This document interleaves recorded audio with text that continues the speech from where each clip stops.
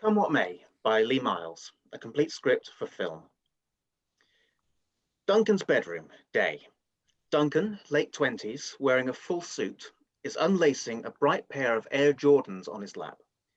His room is very messy, filled with dishes. On Duncan's computer screen is a Zoom call with one person, Mac, who begins to tie his tie. Mac is also dressed smartly and his room is nicely arranged, organized. Can't you see we're out of options, mate? They might call soon. Says who, huh? Nah. I'd rather try to hurt them than sit around here waiting for a bullet in the head. I just can't believe it. After all this time, they just don't care. They never care, Dunk. You ain't figured that out yet. It's all lip service. But they told us we'd hear soon. Lies, mate. We had that mental health webinar. Lip service. Yeah, but they said. Oh, well, then forget it. They must have meant it if they said. But Craig was a nice bloke, always smiling and asking how I was. And that's who you've got to be worried about, mate. Keep going. Duncan picks up the shoes and unlaces another eyelet. That's the way with agreeable people. They're nice to your face. Maybe. It just seems a bit much. How?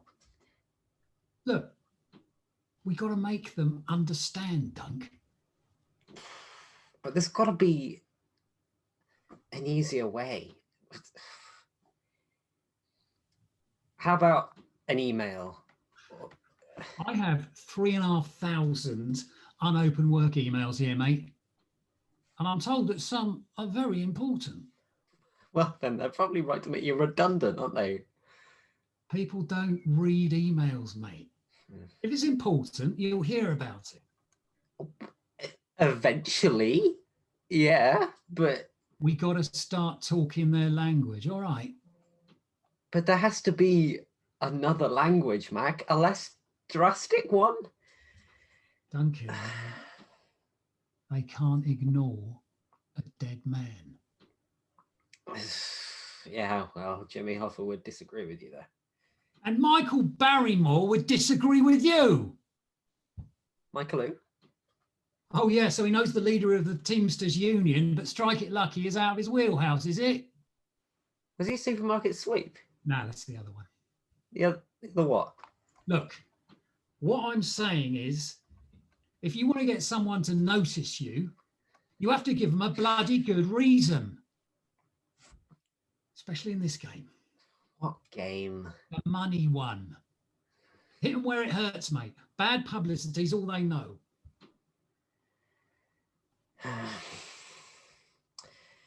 Well, that's what annoys me more than everything else, you know? Without us, it wouldn't work, would it? Money stops. But do they acknowledge us? Do they bollocks? Exactly. Do they keep us posted? No. We have to hear the word redundancy through the grapevine like a pair of used Johnnies. Exactly. They're about to ream us out and they don't even have the fucking decency to gob on it. They just use you. That's all they do. They get us to do the difficult shits and they sit back and tug each other mental. Laugh. Exactly my point. All they do is have meetings. That's it. I don't know what about. But... Gotta love a meeting though, Dunk. Like pressing pause on the working man's day. They just sit around and come up with new phrases. The other day on a conference, I heard Peter say the words, collaboratively incubate highly efficient growth strategies. Christ, that is doozy, isn't it? So what you mean, Pete, is to make it better, quicker, is it? Oh, you're a fucking genius, mate. Because there was me considering making the company slowly shitter. I think You're stupid, Dunk. Everyone was too scared to ask what he meant. They just agreed with him. And that is the crux of the matter. Ain't right, Mac. Not at all. Nobody knows what they're doing. It's just fancy dress. Precisely. Which is why I'm saying we need to wake them up. They need to start taking note. They need to see that it hurts people. Now you're getting it. So, are we on? Mac's bedroom, day. Come on, mate. Sacrifices have to be made for others to benefit, eh? Yeah, you're right. They have to feel it. Right, I knew you wouldn't bottle it, mate. Together? Together. So you know what you're doing? Hanging myself, Mac. Right. That's what I'm doing. Yeah. I'm going with the tie. I'm going to wear these.